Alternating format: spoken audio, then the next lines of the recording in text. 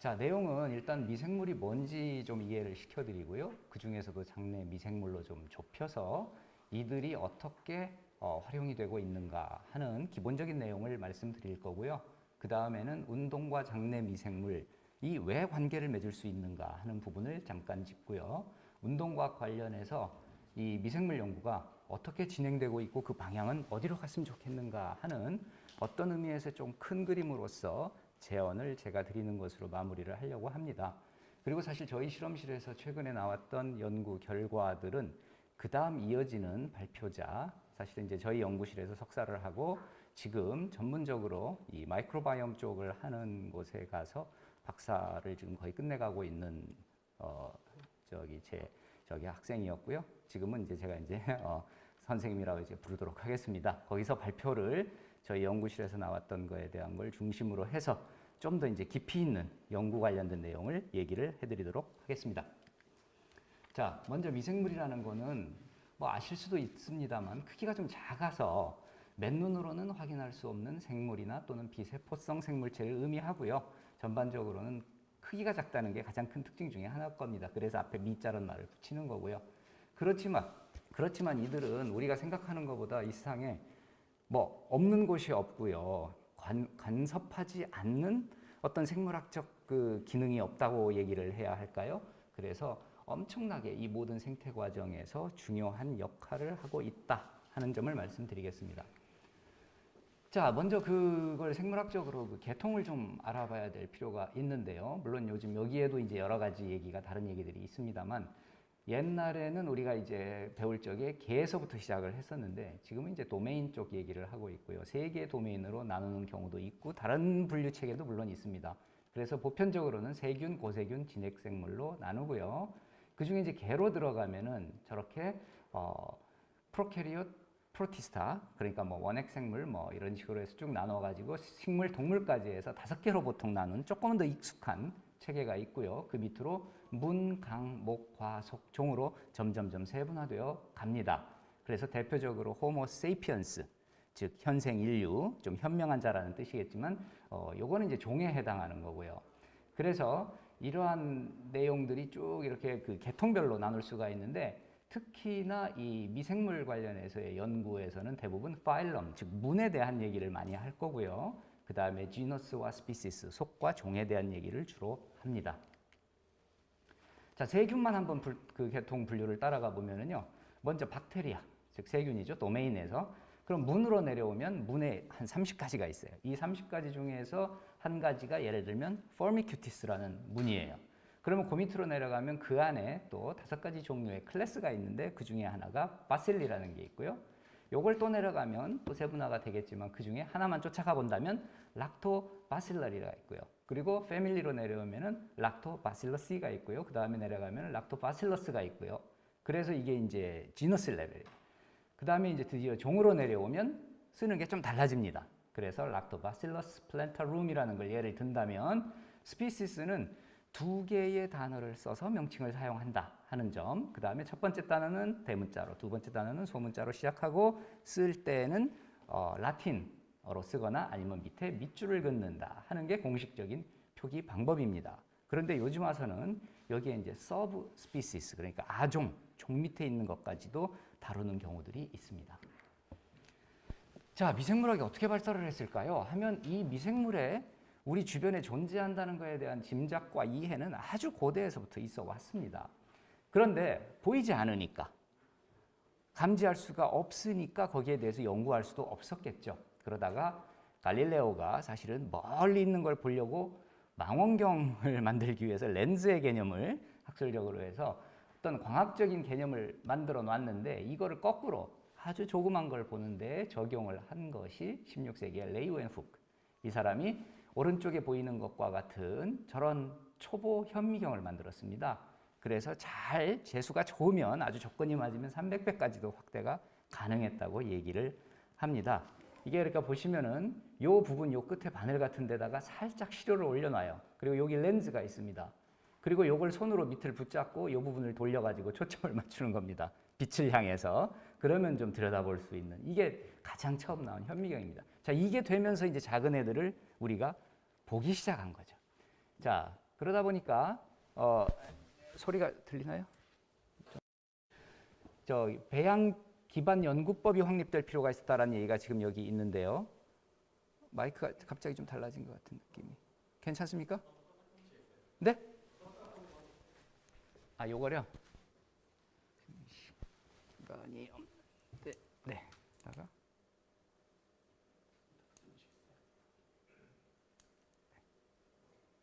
안 켜지는데요.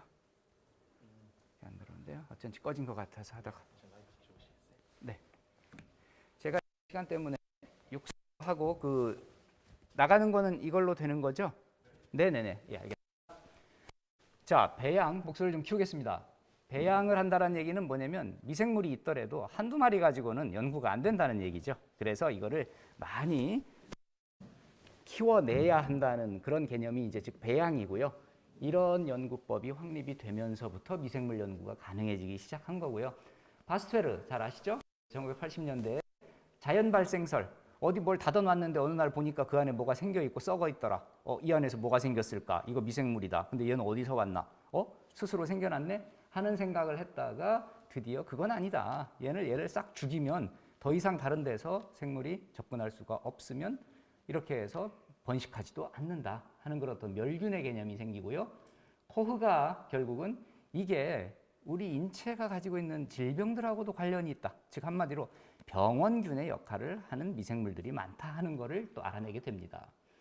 그리고 메치니코프 같은 경우 많이 익숙한 이름이겠습니다만 그 균의 기능성에도 슬슬 관심을 두기 시작했던 겁니다.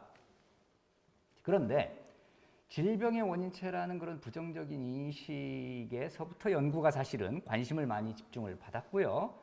그런데 19세기 중반 이후에 인체 건강이나 미생물들이 긍정적인 영향을 주더라 하는 부분이 부각되기 시작했습니다.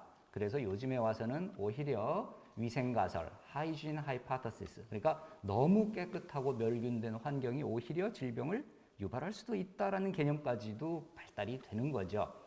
그래서 21세기 들어서는 바이러스를 식품 안전을 위한 첨가물로까지도 긍정적으로 활용을 한다라는 겁니다. 그렇지만 가장 중요한 것은 20세기까지도 결국 그거를 동정하고 심도 있게 연구를 하는데 방법적인, 그러니까 기술적인 제한에 많이 막혀 있었다 하는 게 상황입니다. 자, 오늘날의 미생물이 이렇게 갑자기 엄청나게 활성화가 된 배경을 설명드리겠습니다. 거의 모든 미생물 연구는 결국 유전자와 유전체를 다룰 수 있어야 합니다. 아시다시피 휴먼 게놈 프로젝트가 90년부터 2003년까지 진행이 됐고요. 여기에서부터 유전체 분석과 관련된 테크닉들이 엄청나게 발전을 하기 시작합니다. 여기 보이는 얘기가 이제 소위 최근에 우리에게 엄청난 힘을 주는 연구에 넥스트 제너레이션 시퀀싱에 관련된 얘기입니다만 여기에 그 메가베이스, 그러니까 100만 개의 염기를 분석하는 그 순서를 여기에 돈이 얼마나 드나 하는 걸 봤을 적에 2000년도에 10,000불이 들었어요. 그런데 그런 것이 여기 보시면은 쭉 이렇게 코스트가 낮아지다가 갑자기 무얼스 로라는 것도 있죠. 얼마 만에 얼마씩 발전한다 이런, 이거를 넘어설 정도로 급격한 기술의 발달에 의해 가지고 코스트가 낮아져서 지금은 옛날에 비해 가지고 수천분의 1 정도의 가격으로도 가능해진다라는 시간도 물론 포함되고요. 이런 배경 덕분에 발달할 수 있게 된 거라고 보시면 되겠습니다. 자, 인체와 미생물에 대한 얘기를 하겠습니다. 먼저 마이크로바이오타와 마이크로바이옴을 굳이 확실하게 구분해서 쓰지 않아도 된다라는 경우도 있습니다만 정확히 아시는 게 더 좋을 거는 사실 같아요. 그래서 마이크로바이오타는 어떤 특정 공간 또는 환경 속에 있는 전체 숙주의 모든 거기에 있는 미생물들이에요. 그러니까 그 미생물은 뭘 포함을 하는 거냐면은 박테리아, 펑가이, 프로티스트 다 포함하는 거예요. 심지어는 조그만 벌레나 바이러스까지도. 이런 것들이 어떤 생태 환경을 이루고 있느냐 하는 부분을 의미하는 거고 우리가 미생물 총이라고 보통 번역을 하고요. 그 다음에 마이크로바이옴은 이들 안에 들어있는 유전 정보 자체와 그 유전 정보에서부터 파생되는 모든 기능을 포함하는, 그러니까 얘들의 한마디로 존재의 이유가 되겠죠. 기능적 이유가 되겠죠. 이런 부분을 합성한 용어로서 굳이 번역을 한다면 이대로 많이 씁니다만 미생물군 유전체라고 번역을 합니다. 그래서 분석 방법으로 간단히 설명을 한다면 예를 들어서 마이크로바이오타는 16S 기법을 사용을 해서 하면 어떤 특정 부위만 가지고 얘네들이 도대체 몇 가지 다른 애들이 들어있는가 하는 걸 좀 손쉽게 밝혀내는 정도의 단위라면은 여기서는 모든 이들이 가지고 있는 유전 정보를 다 하나하나 긁어내서 분석을 하기 때문에 정보의 양이라는 측면에서만 본다고 하더라도 가히 상대가 안 될 정도로 마이크로바이오타와 마이크로바이옴의 개념은 좀 차이가 있다. 그래서 우리가 어떤 걸 목적으로 해서 연구할 때도 접근을 하느냐 하는 부분도 이 개념은 가지고 계셔야 하겠다 하는 얘기입니다. 자, 이게 휴먼 게놈 프로젝트가 2003년에 끝났습니다. 그러고 나서 큰 뭐가 없다가 이게 결국은 2008년도죠. 2008년도에 NIH 주도로 휴먼 마이크로바이옴 프로젝트라는 게 시작이 됐습니다. 아마도 게놈 프로젝트 이후에 가장 큰 프로젝트일 텐데 사실 여기서만 한 건 아니고요. 여러 가지 연구 공동체가 형성이 돼서 국제적으로 이루어졌고요. 그 중에서 이제 가장 대표적인 게 이거라는 겁니다. 그래서 HMP라는 건데 이걸 통해서 한 5년 단위로 이루어졌는데 첫 번째 페이즈 1 5년 동안에는 도대체 인간의 장 속에 뭐가 사는가 하는 걸 건강한 사람 한 300명을 대상으로 해서 지도를 만들었습니다. 그리고 그 안에 있는 거를 전부 다 이렇게 좀 추려낸 거죠. 자, 그 다음에 이제 페이즈 2 넘어가면서부터는 드디어 마이크로바이옴에 해당하는 이들의 기능에 대한 부분. 그래서 이들을 어떻게 응용할 수 있을 것인가, 우리가 활용할 수 있을 것인가, 그 다음에 질병과의 관계는 무엇인가, 혹시 치료에도 활용할 수 있을까, 이런 부분에 대한 얘기가 이루어지게 된 거죠. 그래서 이런 걸 통해서 우리가 구분을 굳이 한다면 뭘 알게 됐는가, 어떤 애들이 있고 얼마나 되고 얘네들의 기본적인 정보는 뭐고는 알게 됐고요. 뭘 아직도 모르는가 하면 가장 중요한 부분이 바로 내려간다면 펑션들이죠. 기능에 관련된 얘기들입니다. 그래서 이쪽에 이제는 집중해서 나가는 어떤 연구라든가 활용이 중점이 될 것 같습니다. 자, 이게 재밌는 그림이어서 하나 잠깐 보여드리는데요. 마이크로바이옴 프로젝트 이후에 이런 식으로 재밌는 지도를 그릴 수 있어요. 복잡해 보이지만 사실은 그렇게 복잡하지는 않습니다. 예를 들어 여기에 보시면 별표로 된 것과 동그라미로 된 게 두 가지가 있습니다. 별표로 된 거는 potential pathogen. 그러니까 균은 처음에 역사에서 봤지만 우리 몸에 이로울 수 있는 균이 있고요. 그렇지 않고 우리 몸에 해로울 수 있는 균이 있고요. 그렇다고 해서 얘는 무조건 해롭고 얘는 무조건 이롭고 이것도 또 아니에요. 이걸 중에 생태계이기 때문에 이로운 애인데 너무 많아져서 예를 들면 그게 또 문제를 야기할 수 있다라는 얘기가 되는 거죠. 그래서 이렇게 상제, 우리 몸에 항상 살고 있는 애들을 건멘살 마이크로비라고 하고요. 동그라미로 표현된 것들, 그 다음에 별표로 표현된 것들은 잠재적인 병원균들이다 하고 표시를 한 거고요. 아까 문 얘기를 많이 한다 그랬는데 문에서 여러 가지 문이 있습니다만 30개의 문이 있습니다만 그 중에 이 4개의 문에 해당하는 애들이 제일 많아요. 종류가. 그래서 색깔로 이렇게 하나, 둘, 셋, 4가지의 문에 대해서 이렇게 표시를 했는데 여기 보시면 뭐가 있냐면 예를 들어 박테로이데테스, 포미큐티스 이거 아마 들어보셨을 수 있어요. 관심이 있었으면.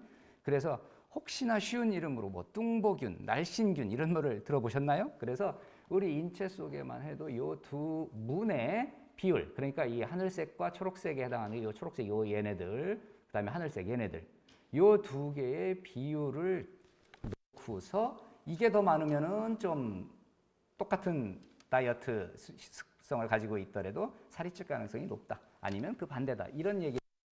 그건 너무 이제 좀 단순화된 얘기일 뿐인 거고요.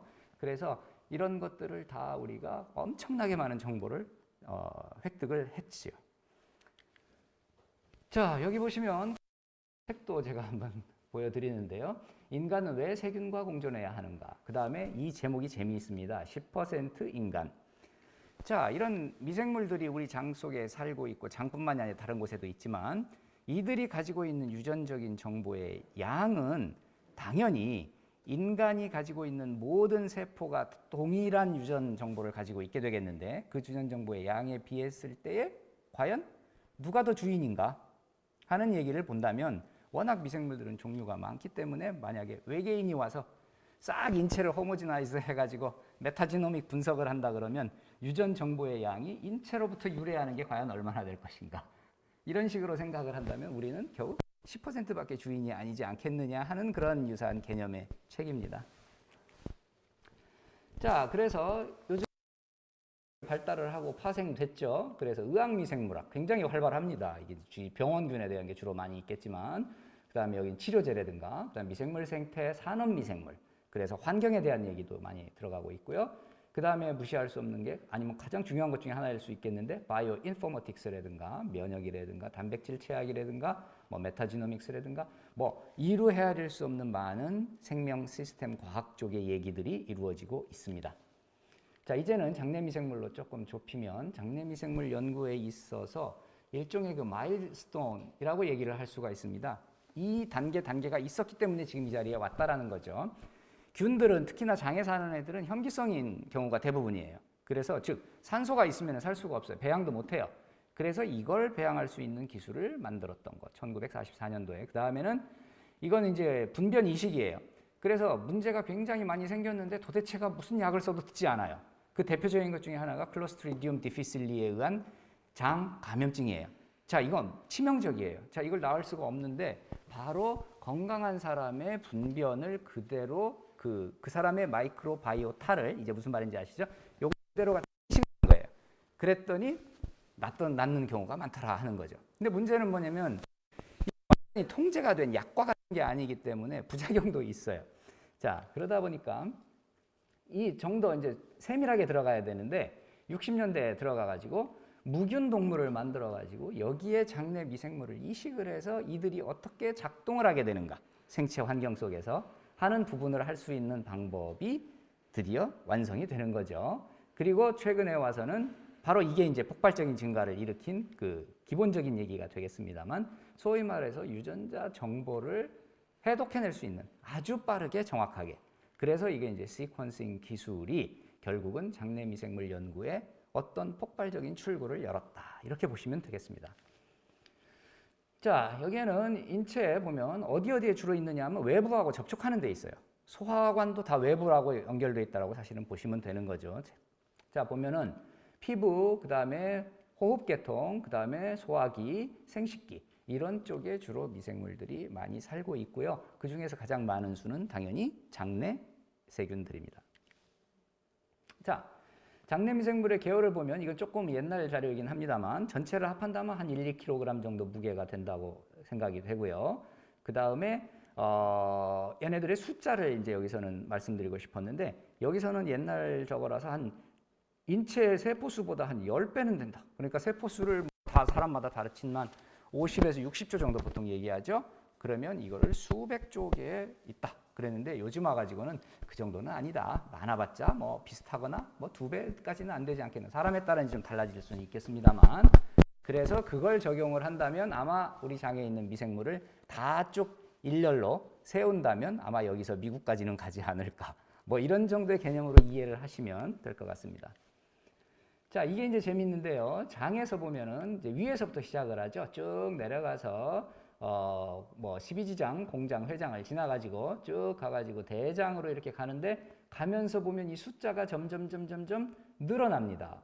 그래서 이 미생물 숫자가 결국은 일리엄 쪽에 가서부터 늘어나서 드디어 대장에 올라가서 가장 많은 숫자를 나타내는데, 이 이유가 뭐냐 하면 바로 이 환경이라는 거죠. 그래서 보시면 위는 pH가 1에서 3 정도예요. 그것에 비해서 콜론으로 내려가면 pH가 거의 중성입니다. 7입니다. 그래서 역시 미생물들이 사는데 좋은 환경이 되는 거고요. 또 여기다가 얘네들이 혐기성이라고 말씀드렸어요. 그래서 PO2를 보면은 PO2가 여기에 비해서 이쪽으로 가면 반 이하로 낮아집니다. 그 다음에 나머지 환경도 굉장히 안정적이겠죠. 살고만 있으면 사람이 먹어주는 걸 그대로 가져다가 자기는 받아 먹으면 되니까 이 얼마나 좋은 환경입니까? 그래서 내려가면 내려갈수록 이렇게 해서 더 숫자가 많아진다 하는 개념이고요. 자, 그러면 얘네들이 뭐에 영향을 받느냐 하면 영향받는 게 너무너무 많습니다. 당연히 다이어트에 영향을 많이 받을 거고요. 그 다음에 유전적인 상황에도 받을 거고요. 노화에 따라서 영향을 크게 받고요. 스트레스, 그 다음에 뭐 다른 여러 가지, 어디에 사느냐, 그 다음에 내가 태어날 때 자연분만을 했느냐, C섹션으로 태어났느냐 하는 것도 영향을 크게 줍니다. 그런데 우리가 주의를 가진 쪽은 어디냐? 바로 exercise, stress, diet. 바로 우리 운동영양학회, 운동과 영양에 대한 얘기가 되겠죠. 자, 이게 이제 생애 주기를 놓고 봤을 때 얘기가 될 수 있겠습니다. 마이크로바이옴에 영향을 주는 요소들은 굉장히 많습니다. 아까 말씀드렸고요. 그래서 건강하다면 쭉 그 수라든가 안정성이 증가를 해서 생애 동안 유지가 되다가 나이가 들면서 어쩔 수 없이 저하되는, 그래서 이쪽으로 갈수록 긍정적이고 이쪽으로 갈수록 질병에 취약한 상황이다라고 봤을 적에 보통 사람은 이렇게 될 수가 없는 거죠. 그래서 이렇게 건강한 경우가 되려면 결국은 뭐가 필요하냐? 면역계.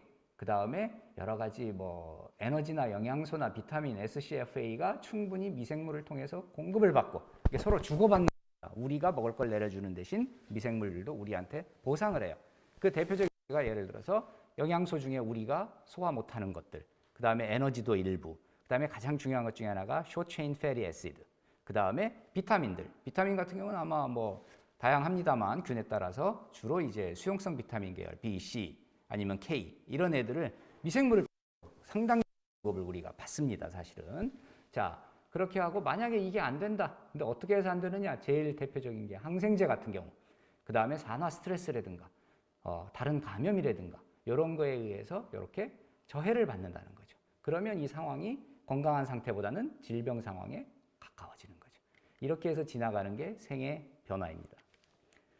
자, 근데 이제 문제는 뭐가 정상이고 뭐가 비정상이냐 하는 거예요. 장내 상황이. 자, 정상이라는 미생물총을 사실은 사람마다 다 달라요. 그래서 규정하기가 거의 불가능하다 하는 얘기가 되겠죠. 그래서 이 건강보건의학 모든 데에서 이 미생물총에 관련한 적용을 하고 싶어 하는데 아마도 가장 큰 어려움의 근본적인 이유 중에 하나가 여기 있지 않을까 하는 생각을 할 수가 있겠고요. 자, 이건 이제 개념 때문에 가져왔습니다만 디스바이오시스, 불균형 상태라는 거예요. 그래서 우리가 확실하게 얘기할 수 있는 이거 하나예요. 디스바이오시스가 가면 안 된다라는 거예요. 그럼 디스바이오시스는 뭐냐? 자, 여기 보시면 이게 이제 이태리의 칭퀘테레라는 마을인데 옆에는 녹차밭도 있고요, 어업도 하고요, 집 모양도 다 다양하고요, 관광업도 하고요, 뭐 다른 것도 있어요. 그래서 이렇게 어떤 생태계가 아주 다양하고 풍부한 상황을 우리가 제대로 된 상태라고 얘기를 한다면 상대적으로 완전히 숫자가 줄어들어 가지고 별로 없는 것, 아니면 숫자는 많이 있더라도 다 똑같은 것, 이런 상황을 우리는 디스바이오시스라고 얘기를 한다라고 합니다. 그러면 이렇게 되면 불균형이 초래되면 어떤 결과가 오느냐? 다 아시겠죠? 오베시티, 다이아비티스, 에스마, 알러지, 크론병, 뭐 IBS, 그 다음에 궤양성, 뭐 장염, 그 다음에 암, 그 다음에 자폐증. 가만히 보시면 이런 것들이 매우 심각한 병들이면서 대부분 또 현대병으로 분류될 수도 있는 것들입니다. 그래서 왜 이런 게 미생물 총의 불균형이 현대병하고 관련이 이렇게 깊지 하는 생각을 해보실 수도 있겠는데요. 자, 일단 이걸 이제 보려고 하면 우리가 보는 방법은 대변을 받아가지고 거기에 있는 메타지노믹 분석을 하는 수밖에는 없다라는 거죠. 그래서 그 안에 있는 DNA를 전부 다 쭉 추출을 해낸 다음에 이걸 가지고 라이브러리를 만들어 가지고 이걸 아까 얘기했던 넥스트 제너레이션 시퀀싱을 해가지고 거기서 나온 정보를 바이오 인포머틱스에 관련한 모든 데이터베이스하고 비교를 해서 나온 엄청난 데이터를 또 우리가 필요한 목적에 따라서 가공을 해서 해석을 하는 이 과정이라고 볼 수 있겠습니다. 자, 재밌는 거 한 가지 소개를 드리면은 이게 이제 OTU라고 되어 있는데 이 OTU는 이쪽으로 갈수록 다양하다는 거예요. 종류가 많이 있다라는 거예요. 그래서 이 비교를 한 겁니다. 이건 2012년도 건데 네이처에 나왔던 미국 사람들이 파란색인데 미국 사람들은 여기 있어요. 여기 다양성이 요 정도예요. 자, 그런데 그거에 비해 가지고 좀 더 높은 쪽에 있는 이 빨간색이 뭐냐면 아프리카 말라위 사람들이에요. 더 다양해요. 근데 아메리카 인디안들, 여기 이제 이 베네수엘라로 기억하는데 베네수엘라 쪽 인디안들, 원주민들을 이렇게 해가지고 쭉 봤더니 다양성이 거의 미국 사람들의 평균의 2배에 가깝더라 하는 얘기를 하는 겁니다. 그러니까 이게 뭐야? 현대 생활이라는 것 자체가 미생물총에 부정적인 영향을 미칠 가능성이 꽤 크네. 그리고 그로 인해서 디스바이오시스가 초래되면 당연히 우리가 얘기하는 심각한 현대병이라고 할 수 있는 것에 영향을 주네라는 결론을 가져올 수 있는 거죠.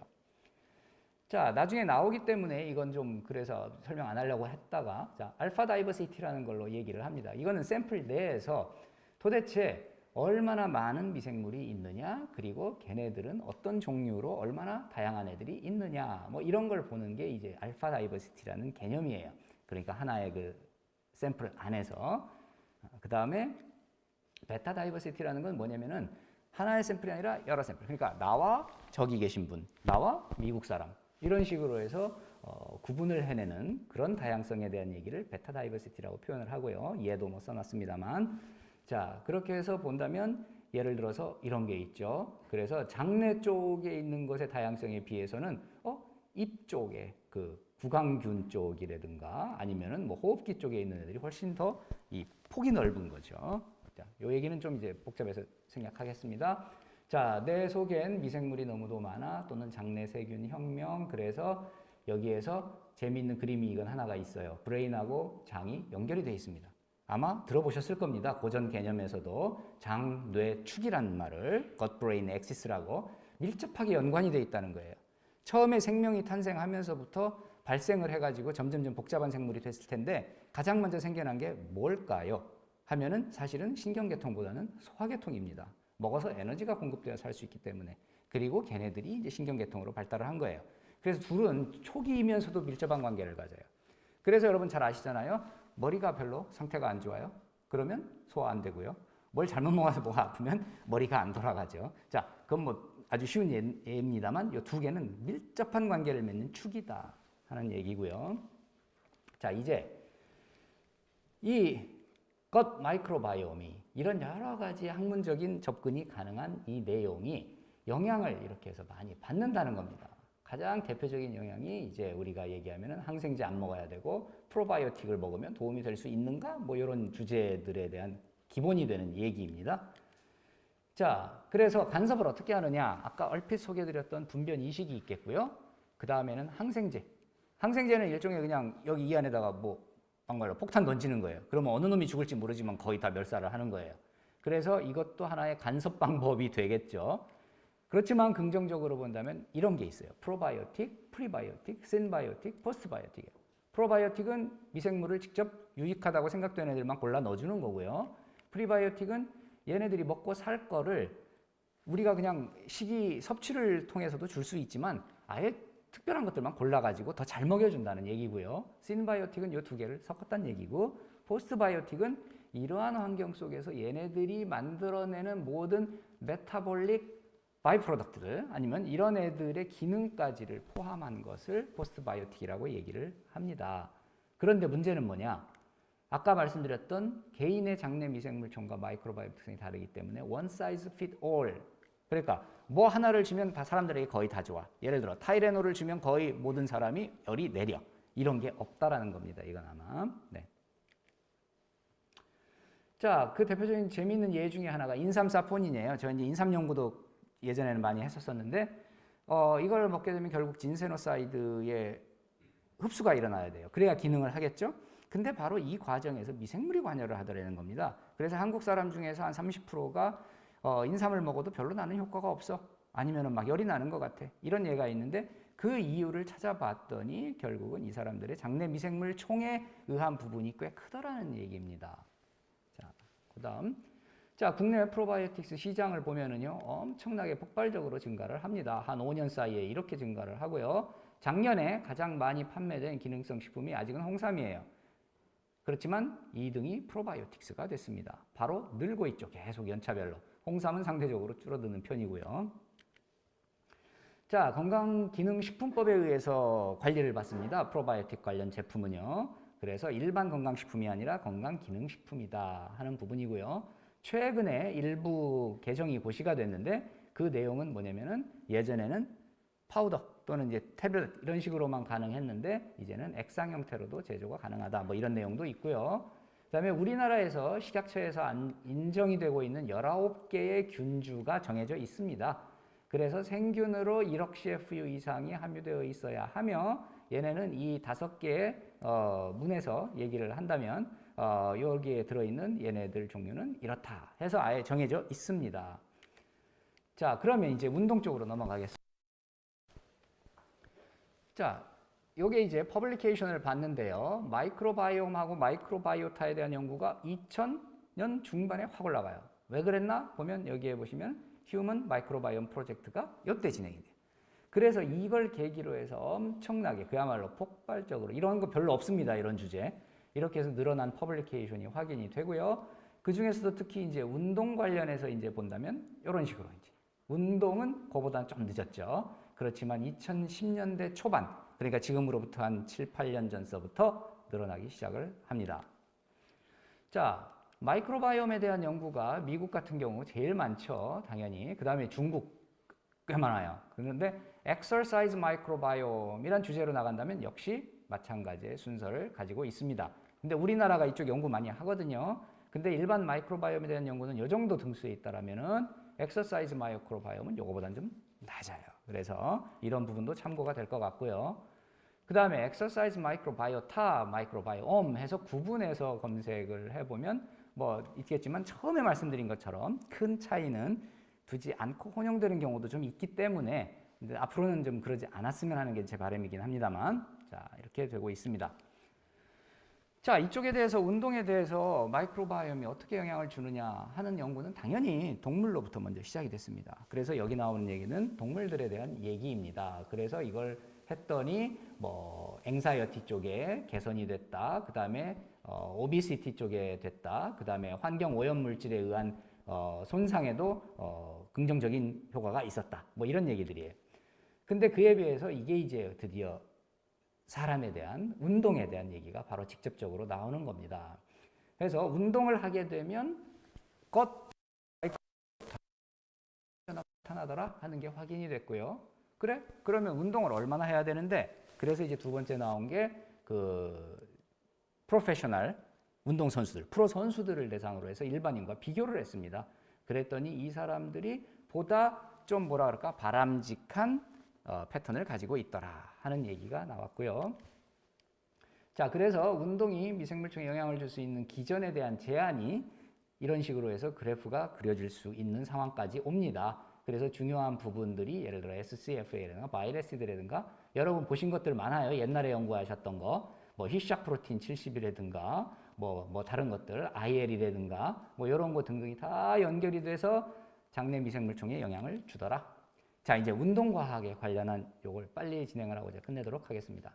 그래서 직접적인 운동과학 쪽의 연구는 보면 1919년, 20년 연속해서 저희 연구실에서 나온 연구 결과입니다. 여기에 대해서는 다음 발표하는 장래근 선생님께서 설명을 자세히 해줄 겁니다. 그래서 저희 연구실에서 나왔는데 내용을 간단히만 얘기를 한다면 운동 종목별로 다이어트가 다 달라요. 그래서 예를 들어 바디빌더는 좀 다르고 그것과 전혀 다를 수 있다는 장거리 선수들을 해서 비교를 해봤어요. 장내 미생물 환경을. 그랬더니 다르더라 하는 부분이고요. 여기를 하다 보니까 이상하네. 다이어트 쪽이 생각보다 영향이 있을 수 있네 해서 이번에는 선수들에게 프로바이오틱을 주면서 다이어트 패턴하고를 비교를 했어요. 그랬더니 프로바이오틱의 효과가 다이어트와 운동에 영향을 받더라. 요 얘기를 이따가 할 겁니다. 자, 그래서 어느 정도까지 가고 있느냐면 마이크로바이오타가 미토콘드리아하고 서로 크로스톡을 하더라. 그러니까 미토콘드리아도 얘한테 얘기를 하고 얘도 얘한테 얘기를 하더라. 그래서 그 결과로 여러 가지가 개선 사항이 나타나서 에너지 대사라든가 유산소 능력이라든가 뭐 이런 부분에 긍정적인 영향을 주어서 퍼포먼스가 개선이 될 가능성이 있더라 하는 게 이제 운동과학 쪽에서 하고 있는 근본적인 이제 근간이 되는 거죠. 자, 그래서 이런 그림이 가능합니다. 운동을 하는데 중요한 건 이거예요. frequency, mode, intensity, duration, 그 다음에 다이어트, 그 다음에 어떤 사람들이냐 하는 요 내용을 바탕으로 해서 마이크로 어떻게 변하느냐, 얘네들의 기능이 어떻게 변하느냐. 그래서 얘로 인해서 소위 포스트바이오틱에 해당하는 그 개념, 그 그러니까 생성물들이 어떤 영향을 주느냐 하는 얘기들이 이렇게 다양한 기전을 통해서 작동을 하게 되더라 하는 얘기고요. 시간이 없어서 좀 빠릅니다. 죄송합니다. 자, 그래서 운동을 하게 되면 또 하나의 기전이 나타나서 어떤 조직적으로 이전에 살펴본 거예요. 그래서 gut, brain, 그 다음에 adipose, muscle tissue, 그 다음에 다른 오간들에까지도 당연히 영향을 주더라. 뭐가? 운동을 통한 gut 마이크로바이오타의 변화가 하는 얘기가 되는 겁니다. 자, 그래서 이렇게 그림으로 한번 요약을 할 수가 있습니다. 그래서 이건 이제 시스테믹 리뷰 2020년도 거고요. 자, 보면 운동을 하는데 어떻게 아까 제가 얘기 드렸던 got brain axis가 있는데 여기에는 뭐가 추가가 되냐? muscle gut axis가 존재한다 이거예요. 그래서 근육과 결국은 장과의 관계, 그러니까 운동과 장의 관계인 거죠. 그래서 sedentary인 경우에는 dysbiosis가 초래될 가능성이 좀 높아지는 셈이고요. 액티브한 경우에는 eubiosis, 그러니까 좋은 상태가 될 수 있다. 그래서 아까 이것 때문에 말씀드렸는데 알파 다이버시티가 이쪽이 더 좋아질 가능성이 있다는 거예요. 다양성이. 그리고 아주 중요한 기능성 물질인 숏체인 패티 애시드가 향상될 수 있다 하는 얘기들인 거죠. 자, 여기서 끝으로 하나 중요한 건 뭐냐? duration, frequency, intensity, time, type. 이거 아직도 공부해야 될 게 너무너무 많다라는 거죠. 자, 그래서 이제 끝입니다. 이건 이 가장 유명하게 앞에 달리고 있는 그룹 중에 하나가 네이처 메디슨에 이제 실렸던 내용인데요. 샤이만이라는 사람하고 이런 농구 선수였던 사람인데 본인이 직접, 그 다음에 처치라는 두 학자의 이제 그쪽에 관련된 랩이고요. 뭘 했느냐? 선수들한테서 굉장히 좋다라고 생각되는 어떤 미생물들을 몇 가지 골라가지고 쥐들한테 이렇게 집어넣었더니 쥐들이 더 잘 달리더는 거예요.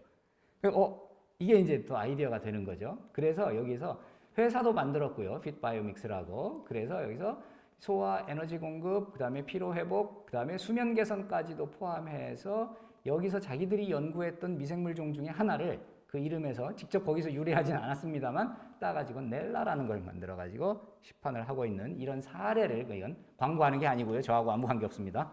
자, 보여드리는 겁니다.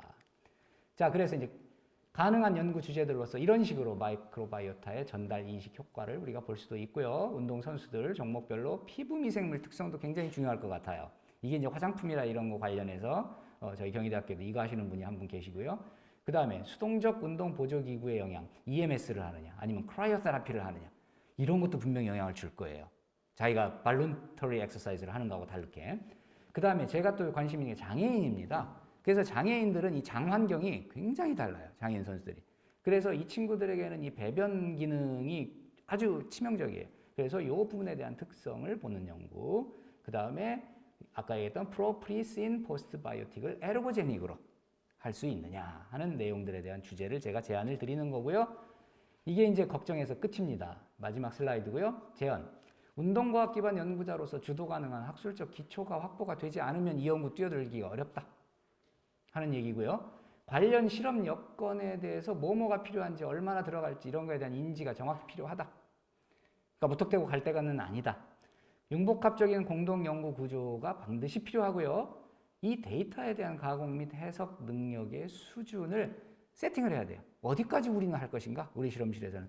무턱대고 제일 앞서가는 그룹만 쫓아가려고 못합니다. 절대. 지금 상황에서는. 자, 그런 부분이 있고요. 그 다음에 다양한 관련 상품으로의 응용 창의적인 아이디어를 기반으로 해서 할 수 있는 게 우리가 할 수 있는 거고 우리가 미리 생각을 해봐야 될 점검 포인트다.